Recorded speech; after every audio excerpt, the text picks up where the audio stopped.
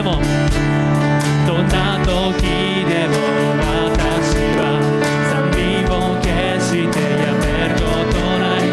それはあなたが私を愛してることしてるから。どんな場所でも私は賛美を決してやめることない。それはあなたが私と一緒にいて守っているから。今もあなたが一番必要。すべてを満たしてくれるお方。恵みに応え目を上げ歌う。賛美をやめることはない。いつもいつまでも。もう一度最初から。どんな時でもどんな時でも私は賛美を決してやめることない。それはあなたが私を愛してることしてるから。どんな場所でも私は賛美を決してやめることない。それはあなたが私と一緒にいて守っているから。今もあなたが一番必要。すべてを満たしてくれるお方。恵みに応え目を上げ歌う。賛美をやめることはない。いつもいつまでも。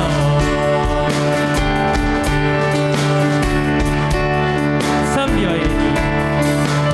賛美は永遠に。賛美は永遠に。賛美は永遠に。あなたに。もう一度賛美は永遠に。賛美は永遠に。賛美は永遠に。賛美は永遠に。あなたに。元気に賛美は永遠に。賛美は永遠に。賛美は永遠に。賛美は永遠に。あなたに。賛美は永遠に。賛美は永遠に。賛美は永遠に。賛美は永遠に。あなたに。今もあなたが一番必要。すべてを満たしてくれるお方。恵みに応え目を上げ歌う。賛美をやめることはない。いつも今もあなたが一番必要。すべてを満たしてくれるお方。恵みに応え目を上げ歌う。賛美をやめることはない。いつもいつまで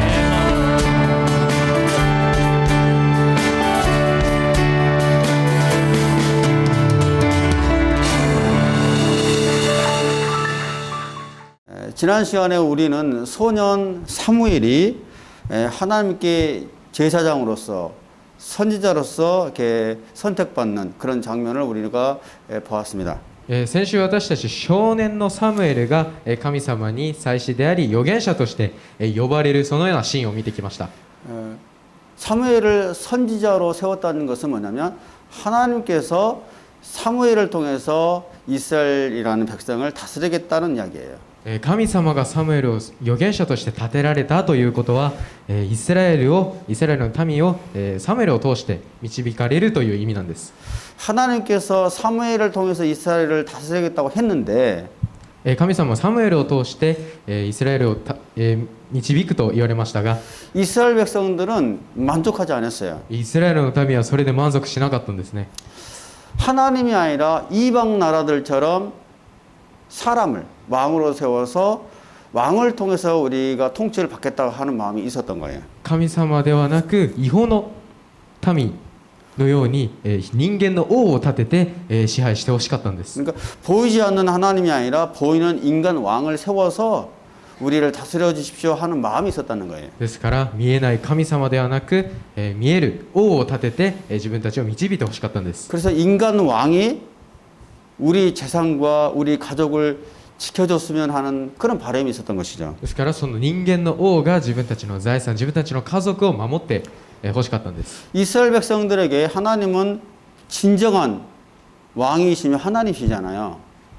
イスラエルの民にとって神様って誠の王であり神でありますよね。 출애굽할 때도 하나님께서 이스라엘 백성들에게 나는 너희들의 하나님이 되고 너희들은 내 백성이 될 것이다라고 약속을 했거든요. エジプトを出る時にも神様があなた方は私の民であり神であると、私はあなたの神であると言われました。 그래서 하나님은 늘 왕으로 이스라엘 백성들을 직접 다스리기를 원했거든요. ですから神様はイスラエルの民の王として導くことを望んでいました。 근데 이스라엘 백성들이 하나님 말고 인간, 보이는 인간 왕을 세워서 우리를 통치해 주십시오라고 그렇게 요구를 했으니 하나님께서 얼마나 섭섭했을까요? しかし民は、見えない神様ではなく人間の王を立ててくださいというお祈りをしていて、神様はどれほど寂しかったでしょうか。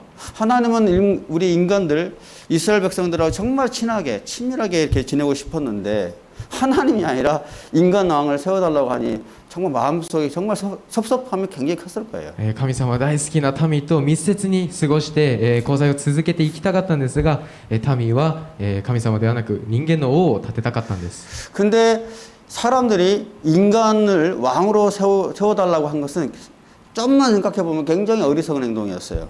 そこで、イスラエルの民が神様ではなく人間の王を立ててくださいという願うことは、今考えてみれば非常に愚かなことでした。 왕이라는 제도가 어떤 제도예요? 王という制度、どのような制度でしょうか。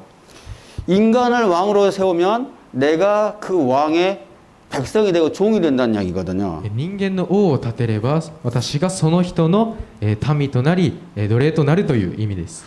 그 종이 된다는 얘기 뭐냐면 내 아들과 딸들도 왕이 요구만 한다면 전쟁이 있으면 전쟁에 병력으로 끌려가야 되고 왕의 말들이라든지 전차를 관리하는 그런 종으로 내 아들과 딸들을 사용을 해도 된다는 얘기예요.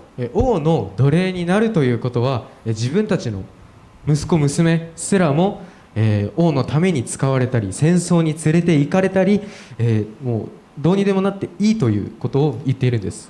인간 왕의 종이 되고 백성이 된다는 이야기는 내가 가지고 있는 땅과 소유가 왕의 소유가 돼도 된다는 이야기예요. 그죠? 人間の王に従うということは自分が持つ財産や土地をその人のものにしてもいいという告白なんです。 내가 1년 동안 열심히 농작물을 지었다면 농작물에서 세금을 떼어가도 괜찮다라는 그런 동의거든요. 自分が頑張って育てた農作物を、もう税金として捧げてもいいということなんです。 그렇기 때문에 인간을 왕으로 세운다는 이야기는 내가 그 사람의 종이 되겠다는 이야기예요. ですから人間の王を立てたいということはその人の奴隷になりたいということと同義なんですね。 그 왕이 나에게 명령하는 대로 내가 순종하면 살겠다는 얘기거든요. その人が命令した通りに行きますと言っているんです。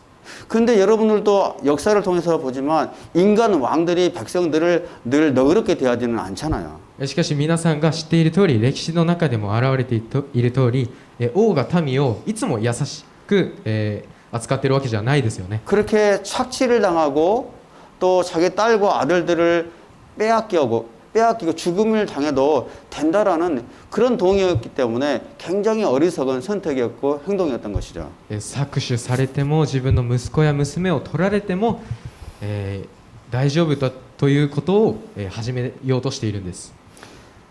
하나님께서는 이렇게 어리석게 요구하는 이 사람들의 요청을 결국에는 이제 들어주시게 됩니다. 神様はこの民の愚かな願いを結局叶えてあげることになります。 이런 백성들이 말도 안 되는 요구를 했지만 하나님께서 그 소원을 들어주시고 인간 왕을 세운다는 거예요. 民がどうしようもない願いを神様に捧げていましたが、神様はそれを聞いて人間の王を立ててくださったんです。 그 인간 왕이 누구죠? その人間の王とは誰でしょうか？ 혹시 아는 친구 있을까요? 知ってる人いますか？ 처음으로 이스라엘 왕이 된 사람 누구죠? 初めてイスラエルの王になった人、誰でしょうか？ 알죠?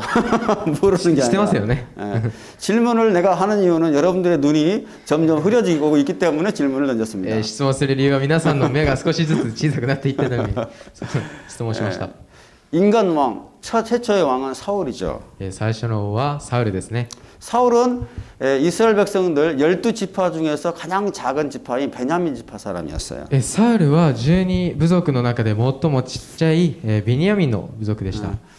사울은 굉장히 그 당시에 키도 굉장히 크고 잘생긴 청년이었습니다. サウルはその当時背も大きくてイケメンで好青年でした。 근데 이제 베냐민 지파가 12지파에서 가장 작은 지파거든요. しかしベニヤミンって部族の中で一番ちっちゃいんですね。 사울은 어디 가도 눈에 띌 만큼 정말 잘생긴 청년이었지만 사실은 그 속마음은 굉장히 자존감이 낮은 청년이었어요. サウルはどこに行ってもイケメンと言われるような青年でしたが、自分自身はあまり自尊心が高くなかったんですね。 그래서 늘 마음 가운데 자존감이 낮았기 때문에 자기를 높이고자 하는 그런 마음들이 있었던 것 같아요. ですから自信がなかったため、どこに行っても自分を高めていこうという心があったんだと思います。 그렇기 때문에 보이지 않는 하나님을 의식하기보다는 보이는 사람들의 시선을 늘 의식하고 살았어요. ですからサウルは目に見えない神様じゃなくて、目に見える人間たちの目を気にし始めてたんです。 사울은 그래서 하나님보다도 사람의 그런 시선과 관심이 중요해 있거든요. ですから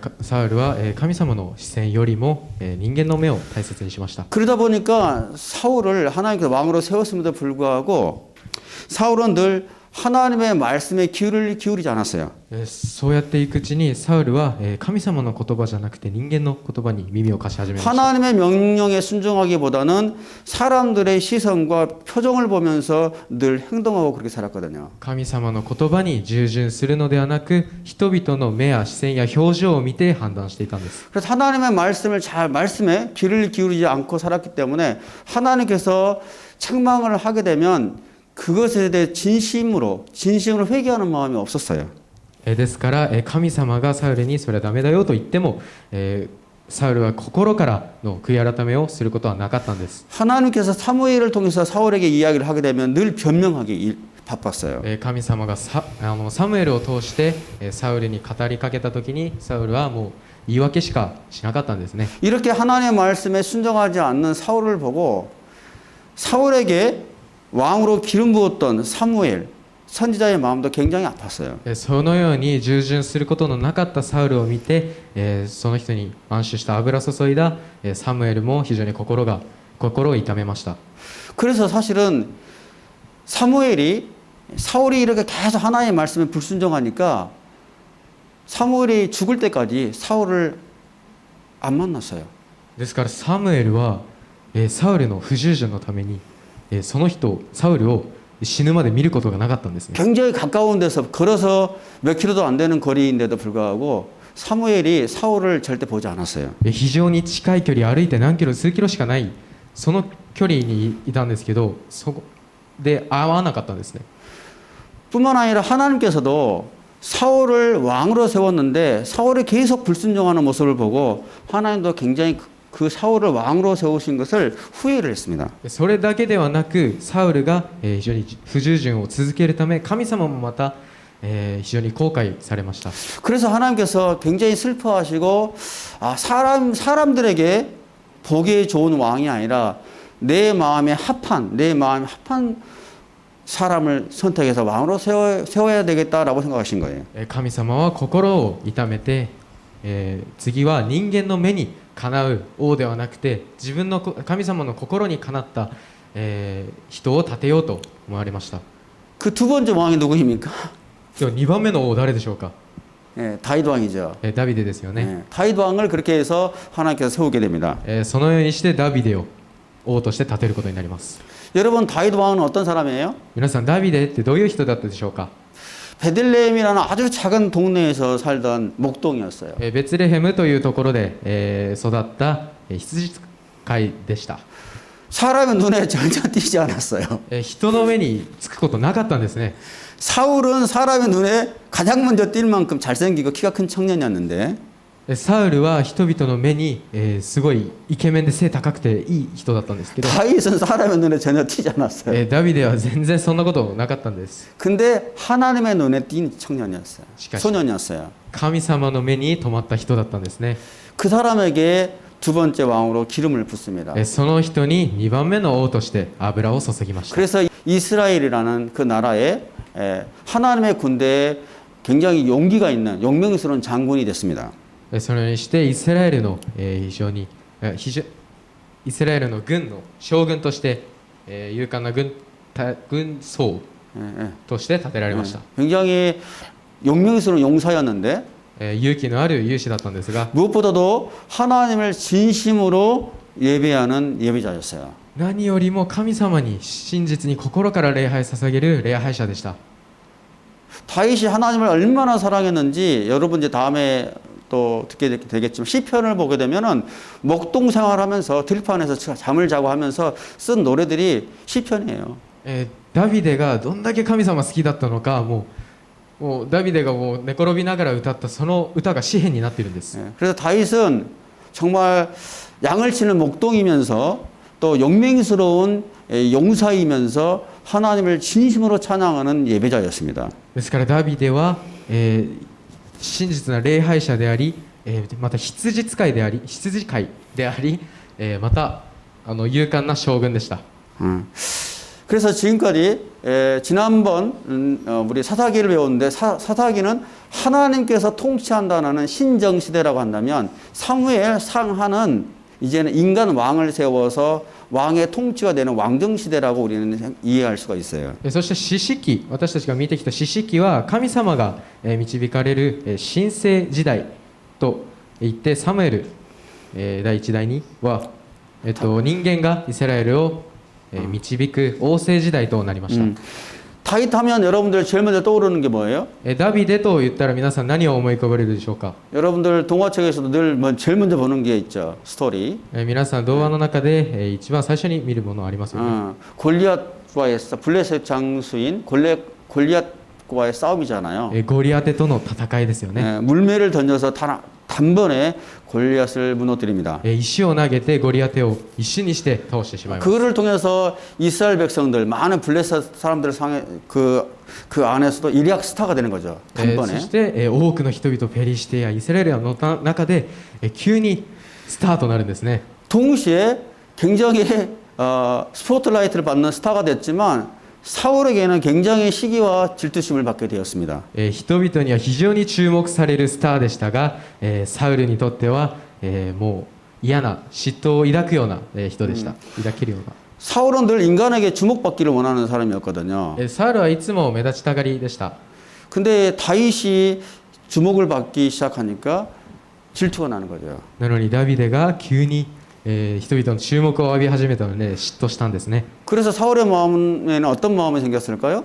ではサウルの心にどのような心が入ってきたでしょうか。 다윗을 살려두면 안 되겠다고 생각을 했던 거겠죠. ダビデ生かしといちゃダメだなと思ったんです。 그래서 이제 다윗을 죽이려고 합니다. そしてダビデを殺そうとしていたんです。 그래서 다윗이 이제 사울을 피해서 13년 동안 광야 생활을 도망치고 피해 다녀요. そんでダビデはサウルをから逃げながら13年くらい逃げ回りました。 왜 다윗이 도망을 쳤을까요? なぜダビデ逃げてたでしょうか。 사울은 다윗을 죽이고자 했지만 다윗은 사울을 죽이고 싶지 않았기 때문에 피해 다닌 거예요. サウルはダビデを殺したいと思っていましたが、ダビデはサウルを殺したくなかったんです。 싸워서 하면 누구든지 죽을 수 있어요. 그래서 죽일 수 있어요. 다윗도 죽일 수 있는 힘이 있어요. 그렇지만 사울을 죽이고 싶지 않았기 때문에 도망쳐서 피해 다녔던 거죠. ダビデにも戦って殺す力はありました。 그렇게 しかし、サウルを殺したくなかったんですね。 그렇게 13년 동안을 헤매고 도망치고 다닙니다. そのように13年間を逃げ回っていたんです。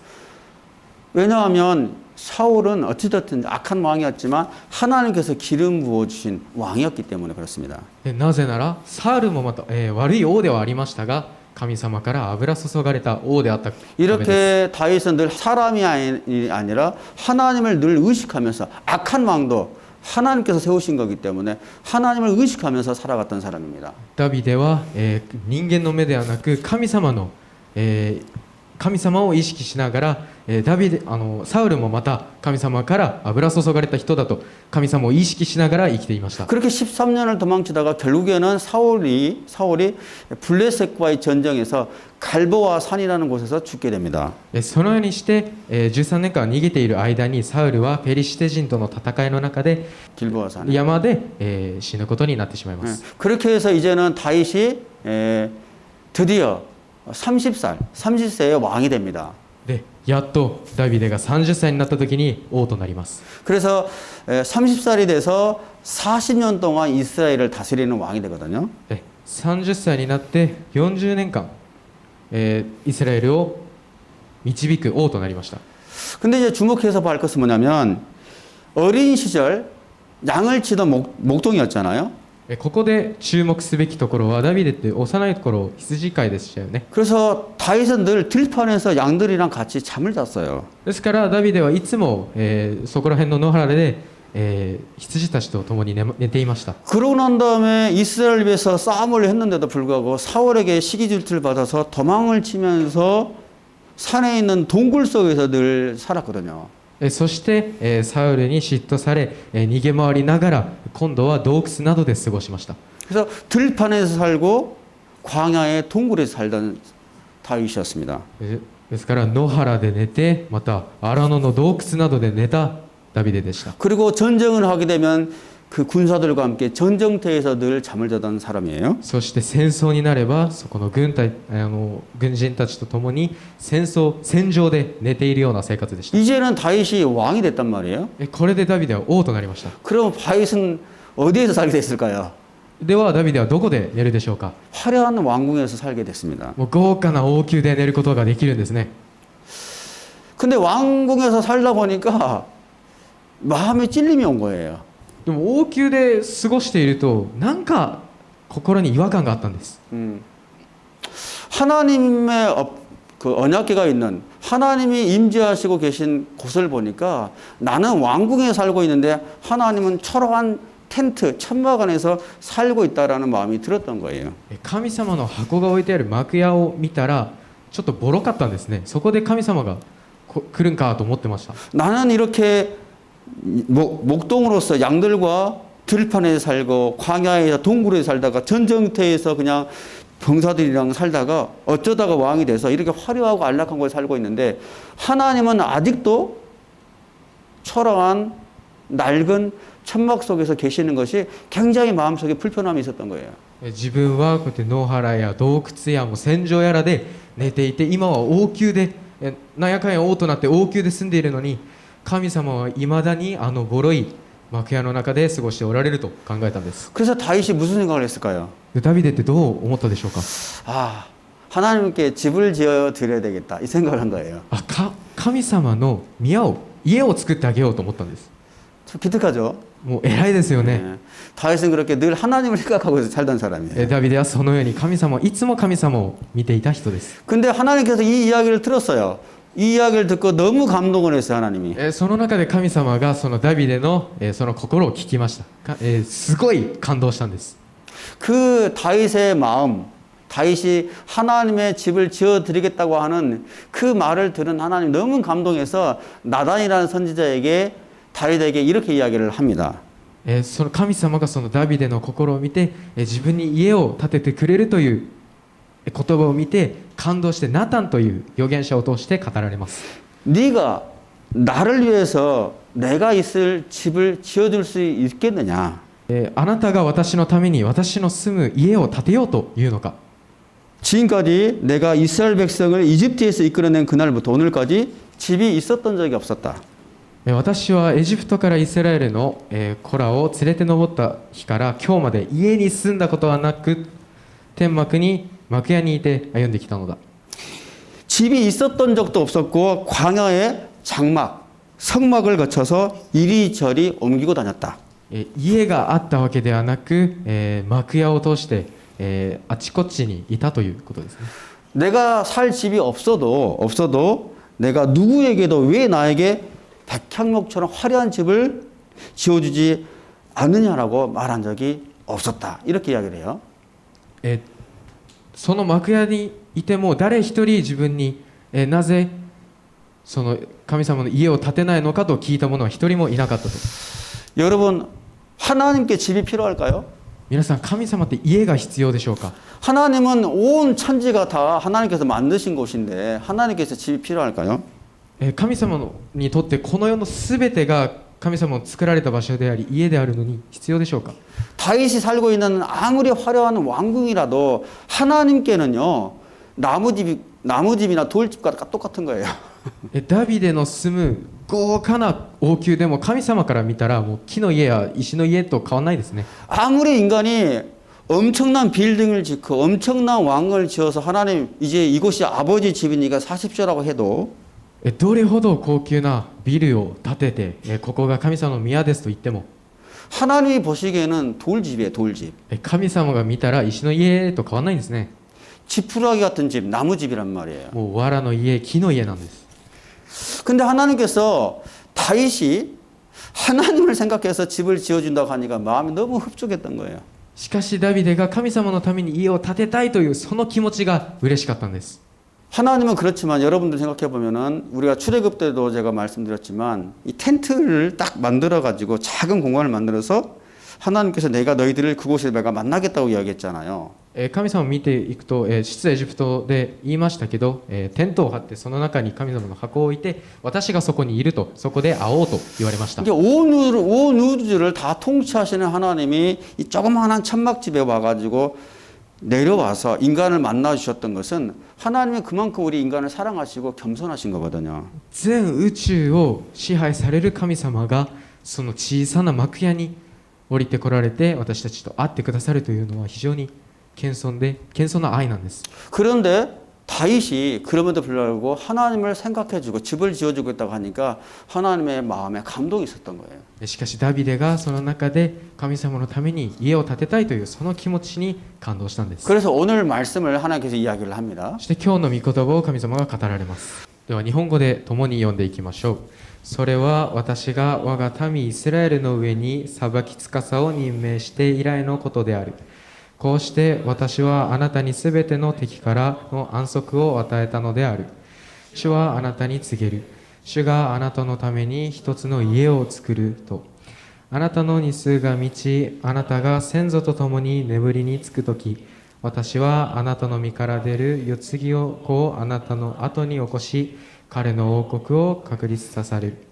彼は私の名のために一つの家を建て、私は彼の王国の王座を常しえまでも固く立てる。 다윗이 하나님께 제가 하나님께 집을 지어드리겠습니다 라고 하니까 하나님께서 정말 감동이 돼서 오히려 하나님께서 내가 다윗 너의 집을 영원한 집을 내가 지어줄 거야 이렇게 하나님께서 이야기하신 거예요. ダビデが神様に向かって神様の家を建てますと言った時に神様が感動して逆にダビデの王座をダビデの家を常しえまで建ててくださると言われたんです。 여기서 말하는 영원한 집이라는 것은 영원한 나라, 왕조를 의미해요. ここで語られる、その居場所、家というのは、 쿠니, 아, 뭐 5조. 永遠なる国、王朝を意味します。 그래서 하나님께서 다윗의 자손을 대대로 있게 해서 다윗의 나라를 든든하게 세우고 중요한 것은 다윗의 자손들이 하나님의 영광, 하나님의 이름을 위해서 집을 세우게 될 것이라고 하나님께서 말씀해 주신 거예요. 神様がダビデの子孫を、継がせて、国を作らせてそしてその子孫が、あなたの国を常しえまでもつなぐと言われたんです。 아, 네가 나를 위해서 집을 지어준다고?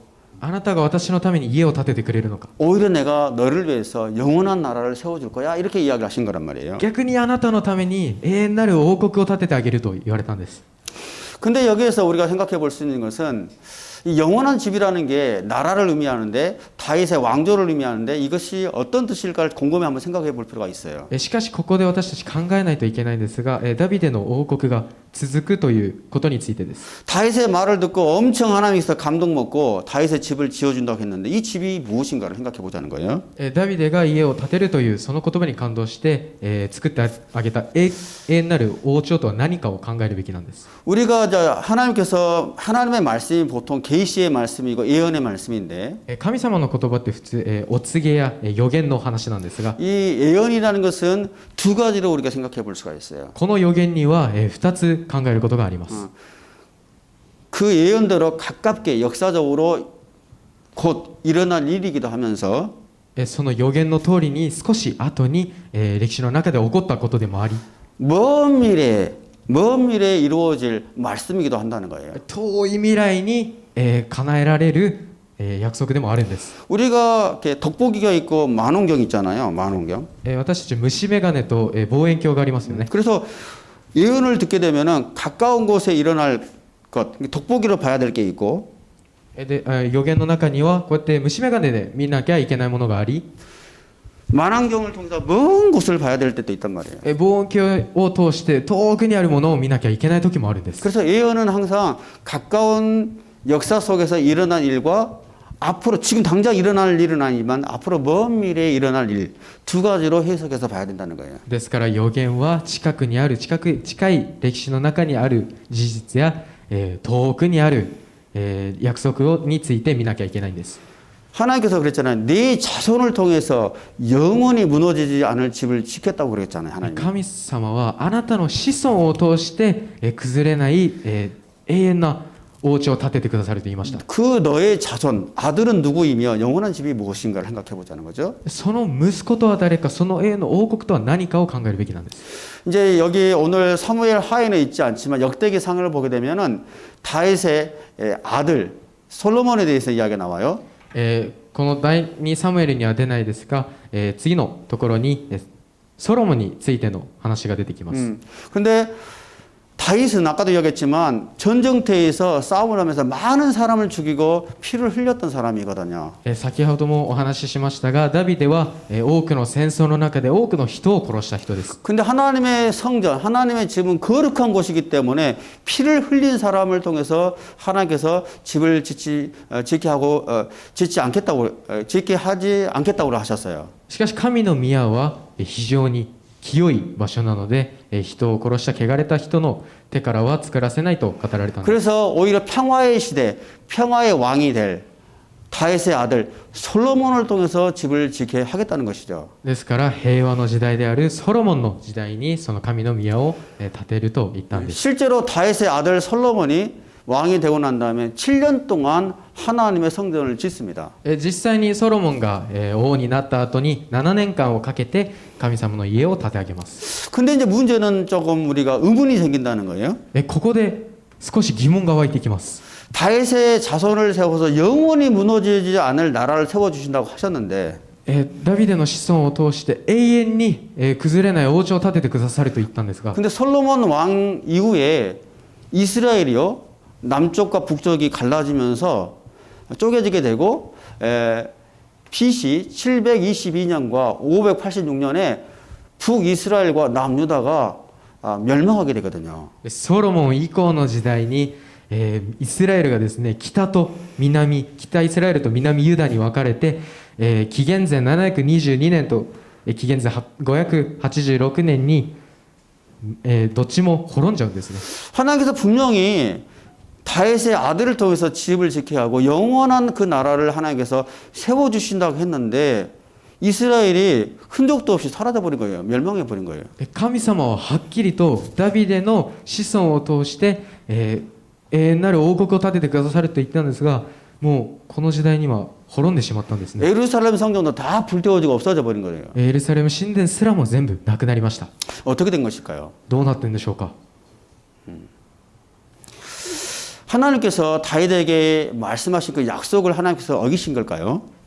神様がダビデと交わしたその約束を破ったんでしょうか。 그래서 예언은 항상 두 가지로 해석을 해야 된다는 거예요. ですから預言はいつも2つのことを考えなきゃいけないという。 가까운 역사를 통해서 솔로몬을 통해서 하나님의 성전을 짓기도 하셨지만 실제로 近い未来ソロモンの時代に実際に神殿を建てられましたが、 먼 미래에 완벽하게 이루어질 말씀으로 우리가 해석을 해야 된다는 거예요. 遠い未来に完璧に叶えられるその約束を見ていかなきゃいけないんです。 하나님께서 분명하게 영원한 나라를 세워주신다고 하셨는데 어떻게 된 걸까요? 神様ははっきりと常しえの国を建ててくださると言ったんですが、どういうことでしょうか。 사실 하나님께서 다윗의 자손이라고 했는데 그 자손은 솔로몬이 아니라 예수 그리스도를 하나님께서 말씀하신 거였어요. ダビデの子孫と言ってましたが、子孫とはソロモンのことではなく、救い主であるイエス・キリストのことだったんです。 다윗의 자손은 복수가 아니라 단수 한 사람을 의미해요. ダビデの子孫っていう言葉は、複数形ではなく単数なんですね。 그 다윗의 자손은 물론 인간으로 따지면 솔로몬이 되겠지만 진정한 다윗의 자손 그 한 사람은 바로 예수 그리스도를 이야기한다는 것입니다. ダビデの子孫と言われたら、私たち人間の目からはソロモンに見えますが、イエス・キリストのことを指しているんです。 그래서 하나님의 약속은 뭐냐면 다윗의 후손인 예수 그리스도를 통해서 영원히 무너지지 않을 나라를 내가 세워주겠다고 약속을 하신 거예요. ですから神様はダビデの子孫、そのイエス・キリストを通して常しえの王国を建ててくださるという約束だったんです。 아무리 화려한 왕궁을 짓고 아무리 화려한 성전을 짓는다고 해도 눈에 보이는 성전은 언젠가는 무너지게 돼 있어요. どれほど豪華な王宮でも何でも、いつか崩れてしまいます。 그렇지만 영원한 성전, 영원한 하나님의 나라는 절대 무너질 수가 없죠. しかし永遠の主の宮は、崩れることがないんです。 왜냐하면 영원한 것이니까요. なぜなら常しえのものであるためです。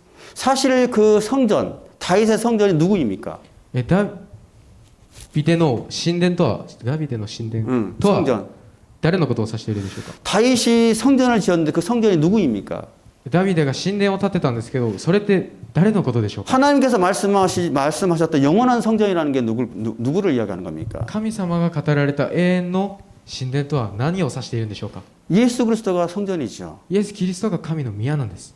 또 심지어 예수 그리스도를 믿는 우리들, 형제와 자매들, 우리 교회가 예수님의 성전이죠. そして神様を信じるイエス様を信じる私たちがその主の宮になるんです。 예수님이 영원한 하나님의 성전이면서 우리 한 사람 한 사람이 하나님께서 말씀하셨던 영원한 성전이라는 거예요. イエス様が永遠の神殿であり、そして私たちも永遠の主の宮となるんです。 여러분들이 지금 눈이 흐려지고 목사님이 지금 무슨 말을 하고 있는지 모르겠다고 해도 이 말씀은 영원한 거예요. 절대 변치 않는 말씀이에요. 皆さんがこうやって眠くなって、牧師先生の話が聞こえなくてもこの言葉は永遠なるものなんです。 영원히 무너지지 않을 성전은 예수 그리스도이시며 중요한 것은 그 예수 그리스도를 믿는 저와 여러분들이 하나님의 영원한 성전이라는 것입니다. 永遠に崩れない主の宮とはイエス様のことであり、そしてそのことを信じる私たちが主の宮となることが大事なことなんです。 영원한 나라는 뭘까요? 永遠の国とは何でしょうか。 예수 그리스도를 믿는 우리들 가운데 임하여 계시는 하나님의 나라죠. イエス・キリストを信じる私たちの国なんです。 하나님을 왕으로 섬기면서 하나님을 믿고 있는 우리들 가운데 임한 나라가 하나님의 나라입니다. 神様を王として崇める私たちの王国なんです。 그리고 무엇보다도 장차 앞으로 오실 예수님을 통해서 완벽하게 완성될 하나님 나라, 그게 영원한 나라를 의미했던 것입니다. そしていつか必ず来られるイエス様が来る場所、そこが永遠の国なんです。 그래서 하나님께서 다윗에게 네가 나를 위해서 집을 지어주겠다고? ですから神様が、ダビデあなたが私のために家を建ててくれるのかと言った時に、 내가 오히려 너를 위해서 너의 자손을 통해서 영원한 집을 지어줄게 라고 한 것은 私があなたを通してあなたの子孫を通して永遠の家を建ててあげるという 다윗의 자손인 예수 그리스도를 통해서 세울 영원한 나라를 이야기하고 계셨다는 거예요. そのことはダビデの子孫であるイエス・キリストを通して建て上げるということを意味していたんです。 우리도 다윗처럼 여러분 오늘 말씀을 통해서 우리가 생각해 보고 싶은 것은 하나님을 진심으로 사랑하기를 바랍니다. 私たちもダビデのように御言葉にあったように真実に神様を愛しましょう。 진실로 하나님의 마음을 감동시키는 여러분들이 되시길 바라요. 本当に神様の心を感動させる私たちになりましょう。 우리의 진심을 하나님께 드리길 바랍니다. 私たちの真実な心を捧げていきましょう。 하나님은 다른 거 소용없어요. 모든 집이 다 하나님의 것이잖아요. 神様他のものいらないです。全てが神様のものなんです。 근데 하나님을 기뻐하고 하나님을 사랑하는 마음을 하나님이 정말 흡족해 하신다는 거예요.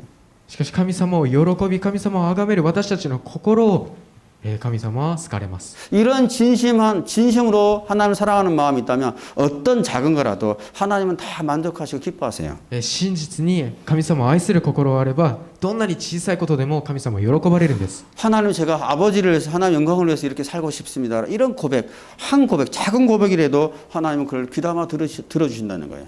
神様はあなたのために働きたいです、あなたのために使いたいですという小さな告白ですら神様は喜ばれるんです。 내가 너를 위해서 오히려 내가 무엇인가를 해줄게 라고 하나님께서 말씀하실 것입니다. 神様は逆にあなたのために何かやってあげると言ってくださるんです。 하나님을 진심으로 사랑하고 하나님을 기뻐합시다. 神様を真実に愛して喜びましょう。 금년에 우리가 여러분들의 비전, 꿈이 무엇인지를 찾아간다고 했는데 今年の中で皆さんの夢やビジョンが何かを探していくと言ったんですが、 큰 비전, 엄청난 비전, 사람이 보기에 좋은 비전 이것보다는 大きなビジョン、人の目にはいいビジョンよりは 작은 것이라도 하나님을 정말 기쁘게 해드릴 수 있는 그 비전을 찾으십시오. 小さなことでも神様の喜ぶそのビジョンを探していきましょう。 이거를 통해서 하나님의 영광을 드리는 그런 삶을 사십시오. この小さなものを通して神様の栄光を表す人生にしていきましょう。 그 작은 한 마음을 하나님께서 보고 계시고 들으시고 오히려 내가 너를 위해서 해줄게. 네가 나를 위해서 이렇게 사랑하니 내가 너를 위해서 오히려 네 인생을 축복해 줄게라고 하나님께서는 말씀하신다는 것입니다. その心を見られて神様を喜ばれて逆に私たちのためにあなたのために何かしてあげるこのようなことをしてあげると語ってくださるんです。 이런 축복을 누리는 파워웨이브 형제 자매들 되기를 예수 그리스도의 이름으로 축복합니다. このような祝福を味わう、パワーウェーブの皆さんになることをイエス・キリストの皆で祝福します。 아멘. 다윗은 하나님의 은혜에 감사드렸습니다. 우리는 우리의 삶에 부어주신 하나님의 축복에 어떻게 반응하고 있습니까? ダビデは神様の恵みに、感謝しました。私たちは私たちの生活に注いでくださった神様の祝福にどのように反応していますか？ 두 번째, 하나님께서 여러분에게 주신 꿈과 비전이 있습니까? 함께 나누어 봅시다. 神様が皆さんに与えてくださった夢やビジョンがありますか？共に分かち合いましょう。